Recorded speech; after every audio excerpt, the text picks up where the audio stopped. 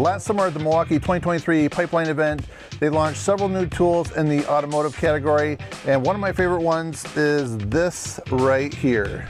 This is the M12 Fuel Extended Reach Box Ratchet. Let me show you what's unique about this.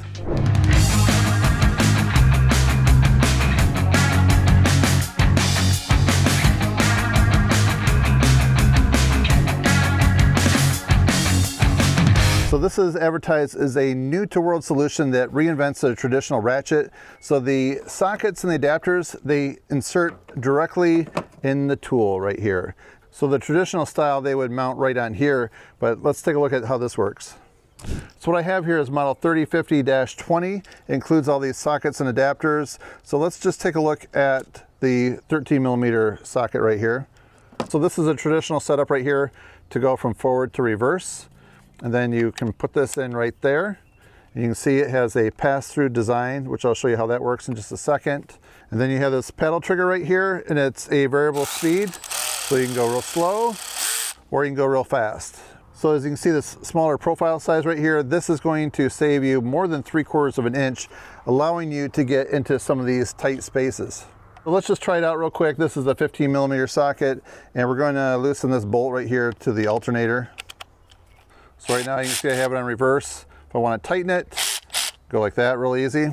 This alternator has been on here for years. It's probably corroded, and who knows how easy that bolt's going to come out.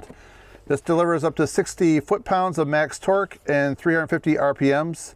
So we'll see if it can remove this. I'm going to imagine it's going to be one of those stubborn ones. Right now is probably a good time to mention there's 2 LED lights on here, because you know when you start working on a vehicle, it's kind of hard to see down in there. I'm looking to see what kind of battery power I have. There's 3 out of 4 bars, and I'm using the high output 2.5 amp hour battery, the M12. So let's give it a try. All right, so if it won't turn it, then you can use all this leverage with this extended reach right here. It definitely gives you a lot of leverage. So we'll just go like that, loosen it a few times, then you can go ahead with your paddle right here, and then you just see how well that works. So there's another bolt down there. So if I took this serpentine belt off, then I could get to those other ones pretty easy. So you can see this is quite precise. You hear that fine clicking. Let's tighten it up. And then we can just go ahead and snug it with this right here. So the overall length of this with the battery is 16 inches. As far as the size goes right here, for me it's a really nice size grip, so you can easily just use your back 2 fingers right here to control that paddle trigger right there. So I definitely like that. So there's an optional accessory that goes over this. It's a rubber boot cover, and that will protect the tool itself, the ratchet, and then also protect your vehicle or whatever vehicle you're working on from getting dinged up from this. All right, let's get the weight of this with the 15mm socket and the battery. Okay, it's zeroed out, and we are at 2 pounds, 12.2 ounces. So I'm gonna show you another demonstration with this, but real quick, I have a super quick story. So I remember I was a couple years out of high school, and I happened to run into an old friend of mine, and he ended up going into the automotive mechanic trade, and he was working for a dealer. And I remember at that time, another friend of mine was showing me how to do some work on cars and started teaching me some things. So I changed the water pump on my Monte Carlo SS, and I did it by myself. It took me, I don't even remember how long, maybe a couple hours, just because I'm learning how to do that. There's no YouTube at the time. And then I remember running to this friend, and I asked him in a dealership how long it took, and it was like a fraction of the time. And he said, like, they just have their rates, their flat rates on what they expect the mechanics to do it at. They've been trained for that. And it was just a fraction of the time that it took me. And I asked, well, how can you do it so fast? You have all these things you have to loosen and tighten. And he said they have all like these air power tools, and it just really saves them a lot of time. So next time I went out to Builder Square, because that's all there really was at the time, it was that or Sears, I bought 2 different air tools, and I bought the cheapest ones. I thought I found a good deal, and I just remember that they were so bulky that when I went to work on my other vehicle, that I just couldn't get it to work. And then the other one just had like no power to like remove lug nuts and things like that. So since that time, I really stuck with hand tools. But when I got my hands on this right here, I was going to save this for like a bigger project. But then all of a sudden we had some smaller projects, like on one of the work vehicles. I had to change the battery out in this van. So then my son had a rear wiper on his SUV, and I just brought this to it because this is basically all that I really needed, and I was able to fix it real quick with that.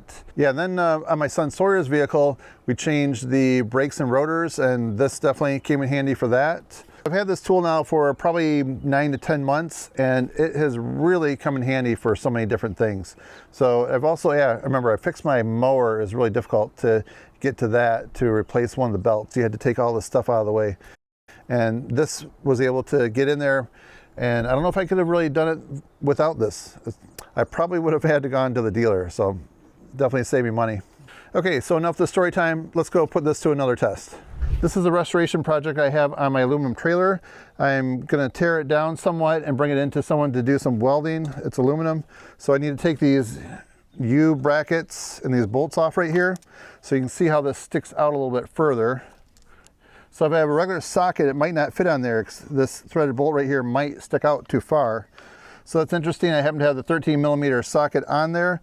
So if you can see in there, see how you can see through it? So that through hole design right there, that allows you to put that on there. So if this bolt happened to stick out like 3 inches, that would still work, even if the bolt stuck out to there. So then you just go ahead, put this on there.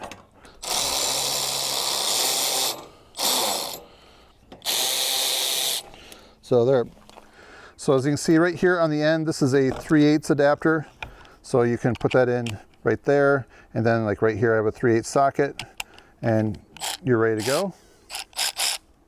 And then right here, we have a 1/4 inch adapter for those smaller sockets. So this right here is a 1/4 inch bit adapter. So let me grab a Phillips. I'll show you how that works. All right, so check this out. You just go ahead and put that in there. If you need to screw something down,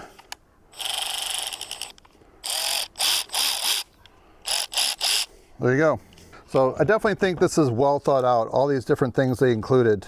All right, so as far as the through hole design, as you can see right there, this is a 8mm socket, and it goes all the way up to, let's see, there's a certain size of the bolt. Yeah, so all the way up to 15. So 16 and up, it doesn't allow that through hole design. So yeah, I definitely recommend getting the kit with the 2.5 amp hour high output battery. This thing is great. You get really good run time. So now I'd like to know what you guys think about the Milwaukee M12 Insider Reach box ratchet. I'd say the claim they made, it has unrivaled access. That is true. You can really get into some tight spots, and it's nice and long too. I really like that, and the leverage. So I really just like everything about this right here. I wouldn't change anything. If you would change something, let me know what that would be, but it has good power for its size, and it's just very handy. So question of the day I have for you, if you had this right here and you had both SAE and metric sockets, which of the two would you use the most? Please put your answer down below. So I can say I've really been able to get by with the metric set right here, but I think I'm gonna also order the SAE just so I have both. It's just always nice being ready for anything.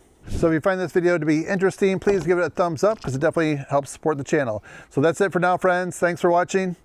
See you next time.